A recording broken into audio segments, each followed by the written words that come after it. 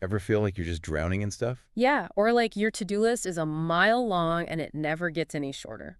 I hear you, and I think a lot of people listening probably do too. Absolutely.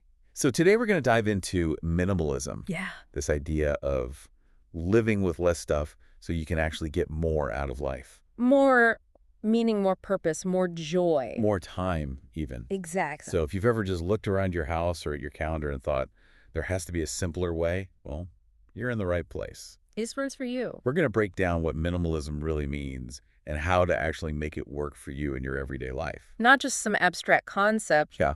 but real actionable steps. Right, because it's not about being some kind of monk living in an empty room. No, not at all. It's about being intentional with what you have in your life. Yeah, choosing what really matters and letting go of the things that don't. Because when you do that, you create space. Physical space, mental space. And that space can be so freeing. Less stress, more clarity, more time for the things you actually want to be doing. Exactly. So let's define minimalism a bit more. Yeah, let's break it down. At its core, it's about living with intention. Okay, I like that. So you're making conscious choices about what you allow into your life. Both physically and mentally, right? Absolutely everything, from the objects in your home to the commitments on your calendar to even the thoughts you allow to take up space in your head. I think a lot of people get intimidated by the word minimalism, Yeah, it can seem extreme. but really it's just a tool. A tool to help you get more of what you want out of life. And what that more will be different for everyone. Exactly. Your values, your priorities, those are unique to you. So it's not about following some rigid set of rules. No, it's about figuring out what works best for you and your life. I think that's a really important point. It is. Because ultimately, minimalism should make you feel good. It should free you up, not tie you down. Right. So if it starts to feel stressful or restrictive, then you're probably doing it wrong. You need to adjust it. Make it your own. Okay, so let's say you're intrigued by this idea of minimalism. You're ready to give it a try. Where do you even start? Well, the first step is often the most tangible one. Decluttering, right. Exactly. Getting rid of the physical stuff that's weighing you down. And I know that can feel overwhelming. Oh, it definitely can, especially if you've accumulated a lot over the years. So the key is to start small.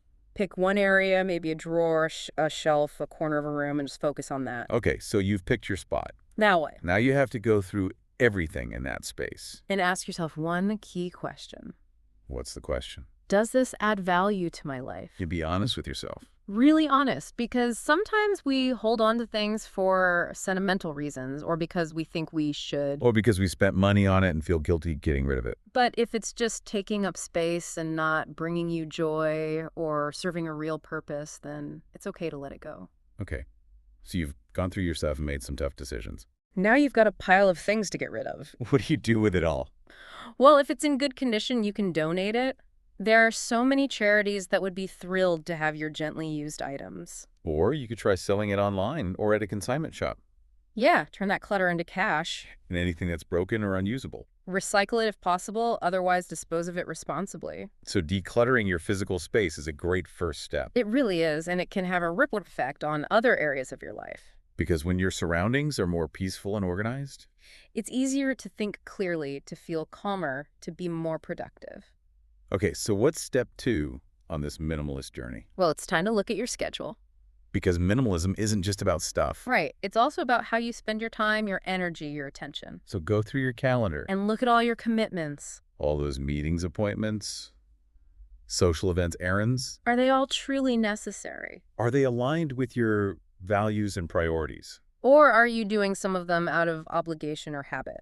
And are there some that consistently leave you feeling drained or resentful? This is where the power of saying no comes in. Learning to politely decline requests or commitments that aren't serving you. So you can free up more time and energy for the things that do matter to you. The things that bring you joy and fulfillment. Your passions, your relationships, your personal growth. It can feel really empowering to start taking control of your time in this way. To reclaim your schedule and make it work for you instead of the other way around. Okay, step 3. This is a practical one. It's called the 1 in 1 out rule. And it's a great way to prevent clutter from creeping back in once you've done that initial decluttering. So how does it work? It's pretty simple every time you bring something new into your home. You get rid of somebody else. Something similar in function or category. So if you buy a new pair of shoes, You donate or discard an old pair. or if you get a new kitchen gadget, You let go of the one it's replacing. This rule forces you to be more mindful about what you're bringing into your life. Because you know that something else has to go, It prevents that mindless accumulation of stuff. and helps you maintain a more intentional and curated space. Step 4 is all about quality over quantity. Yeah, this one applies to a lot of areas of life. But let's start with material possessions. So instead of buying a bunch of cheap things that break easily, You invest in fewer but higher quality items, things that are well made and durable and will last you for years. this might mean spending a bit more upfront. But it can save you money in the long run because you're not constantly replacing things. And there's a certain satisfaction that comes with owning things that are truly well crafted. They just feel better to use, they look better, they often work better. And this principle can apply to more than just stuff. It can apply to relationships too. Spending less time on superficial connections and more time nurturing the relationships that really matter. Deepening those bonds. Focusing on quality interactions. Okay, and finally, step 5. This one is all about mindset. It's the practice of gratitude. Because minimalism isn't just about getting rid of things. It's also about appreciating what you have. Shifting your focus from a sense of lack to a sense of abundance. And gratitude is a powerful tool for doing that. A really simple practice is to write down 3 things you're grateful for each day. It could be anything big or small. The sunshine, the smell of coffee, a kind gesture from a stranger. Taking a few moments to reflect on the good things in your life can really shift your perspective And make you less likely to feel like you need to constantly acquire more.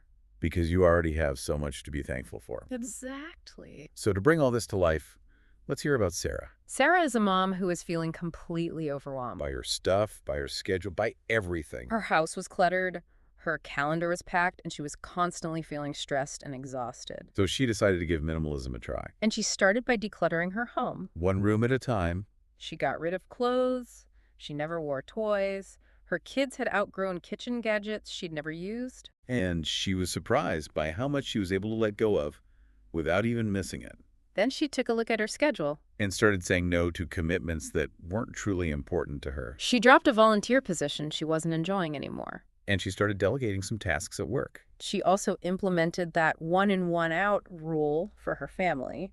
So for every new item that came into the house, an old item had to go. And they started being more intentional about their purchases. Choosing quality over quantity. Sarah also started a gratitude practice. Writing down 3 things she was grateful for each day. And all these changes had a profound impact on her life. Her home became more peaceful and organized. She had more time and energy. And she felt less stressed and more in control. Sarah's story is a great example of how minimalism can work in real life.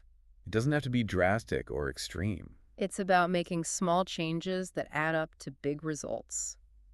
So if you're feeling inspired by Sarah's story, Here are some resources that can help you on your own minimalist journey. there's a great book called The Life-Changing Magic of Tidying Up by Marie Kondo. It gives you a step-by-step method for decluttering your home. And another book called Goodbye Things by Fumio Sasaki. It explores the philosophy of minimalism and the benefits of living with less.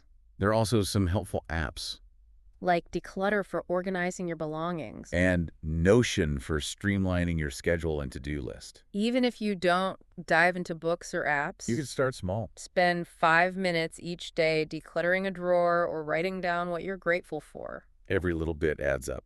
So as we wrap up this deep dive into minimalism, Remember that it's not about deprivation. it's about freedom. Freedom from clutter. Freedom from overwhelm. Freedom to focus on what truly matters to you. So here's a question to leave you with. What's one area of your life you can simplify this week? What's one thing you can let go of to create more space for what you truly value? It's a journey, not a destination. So take it one step at a time. And see how much lighter and freer you can feel. You might be surprised by what you discover along the way. Thanks for joining us for this deep dive into minimalism. Until next time. Keep it simple.